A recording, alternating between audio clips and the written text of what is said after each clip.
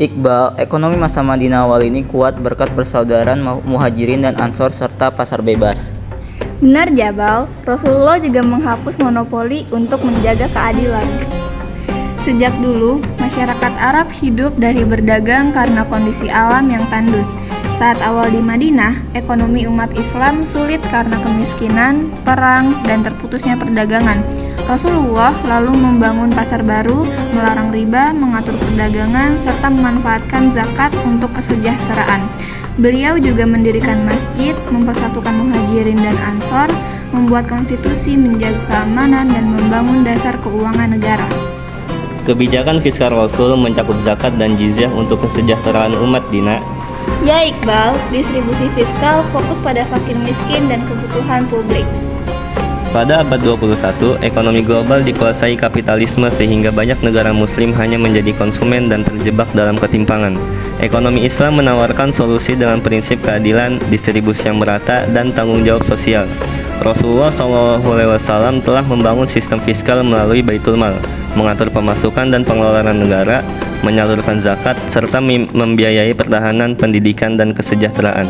Kebijakan ini membuat ekonomi stabil, adil, dan menyejahterakan masyarakat. Sumber keuangan negara di sini, Iqbal, dari zakat dan sedekah. Semua dikelola amanah tanpa menimbun harta, Jabal. Pada masa Nabi di Madinah, keuangan negara dikelola melalui Baitul Mal dengan beberapa sumber utama yaitu ghanimah sebagai harta rampasan perang, zakat dari umat muslim, jizyah dari non-muslim, kharaj sebagai pajak tanah, dan usr sebagai biaya masuk. Ada juga fai, yaitu harta yang diperoleh tanpa perang, serta hadiah, sedekah, wakaf, dan khumus. Semua pendapatan ini dipakai untuk kepentingan umat dan pembangunan negara. Kebijakan moneter Rasul menegaskan standar dinar dan dirham yang stabil Jabal. Beliau sangat tegas melarang penipuan, timbangan, dan ribawi dinar. Pada masa Rasul, kebijakan moneter berjalan tanpa bank sentral, tetapi tetap stabil karena berlandaskan syariah. Uang yang dipakai adalah dinar dan dirham berbasis emas dan perak.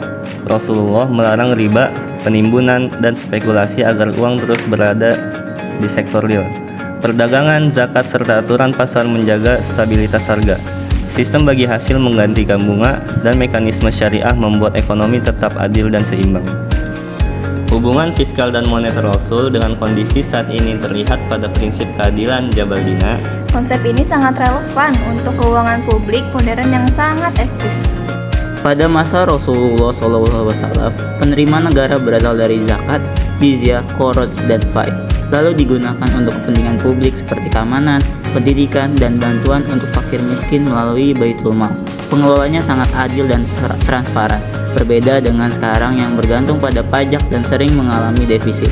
Namun, prinsip keadilan, distribusi kekayaan, dan kepedulian sosial dari sistem fiskal Rasulullah tetap sangat relevan meski tantangannya adalah utang dan sistem ekonomi global. Stabilitas dinar dan dirham ini membuat perdagangan jadi lancar dan adil ya Iqbal. Tentu Dina, nilai tukar yang pasti memudahkan transaksi dan mencegah inflasi. Pada masa Rasulullah, sistem moneter memakai dinar emas dan dirham perak yang stabil, melarang riba, dan menjaga agar uang tidak menjadi alat spekulasi atau hanya beredar di kalangan orang kaya. Berbeda dengan sekarang yang memakai uang yang fiat, dikendalikan bank sentral dan penuh dengan bunga serta inflasi. Meski begitu, prinsip stabilitas, keadilan, dan larangan riba tetap relevan, meski tantangannya adalah dominasi sistem keuangan global berbasis bunga dan spekulasi.